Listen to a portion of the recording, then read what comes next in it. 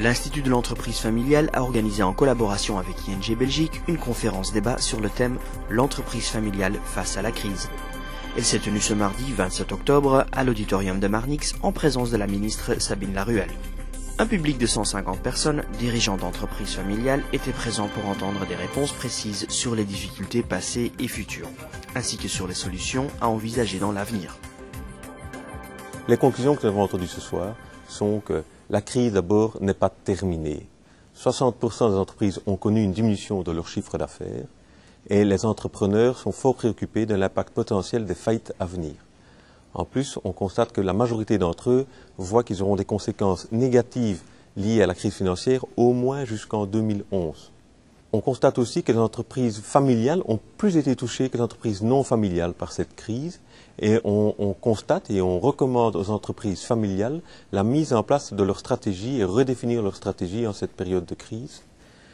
Au niveau des mesures gouvernementales, on voit que les entreprises familiales n'ont pas une bonne connaissance des mesures gouvernementales qui leur sont proposées, mais que la diminution du coût salarial est vraiment ce qu'ils recommandent et ce qu'ils demandent pour le futur, en fait. Et enfin, finalement, un point positif pour terminer, on constate que la crise a permis une meilleure communication au sein de l'entreprise, de manière générale. Toutes les conclusions entendues lors de cet événement émanent d'études universitaires dirigées par l'Institut de l'entreprise familiale. Cet institut a une vocation très spécifique. L'Institut de l'entreprise familiale est né il y a 3 ans. En fait, c'est un institut dont la vocation est de répondre aux problèmes spécifiques des entrepreneurs familiaux. Une entreprise familiale a des problèmes tout à fait spécifiques parce qu'elle est composée de la famille et de l'entreprise. Et une famille, à l'heure d'aujourd'hui, si vous regardez des familles recomposées ou autres, chaque famille est différente et chaque famille est très simple ou compliquée, ce qui fait que la relation entre la famille et l'entreprise est simple ou compliquée aussi. Et pour répondre à toutes les questions que les entrepreneurs familiaux ont, on a créé cet institut. Et cet institut a pour vocation effectivement à répondre et à faire des études universitaires tous les ans sur des problèmes qui leur sont tout à fait spécifiques.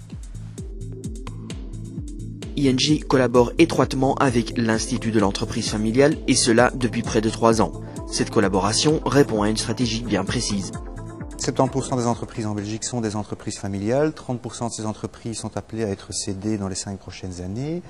Elles sont donc le cœur de notre clientèle dans notre segment mid-corporate. Et donc, il est tout naturel qu'ING ait une stratégie qu'on appelle la Family Business Approach.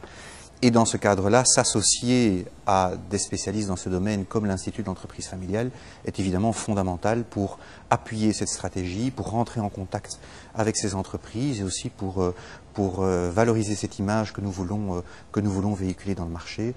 Et donc au travers de collaborations telles ce colloque, telles des formations que nous organisons conjointement. Et c'est donc dans ce cadre-là que la collaboration s'est installée tout à fait naturellement avec l'Institut de l'entreprise familiale.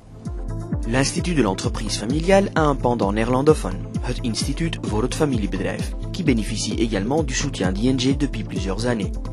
L'étroite collaboration qu'ING entretient avec ces deux organismes a déjà permis de rencontrer de nombreux chefs d'entreprise.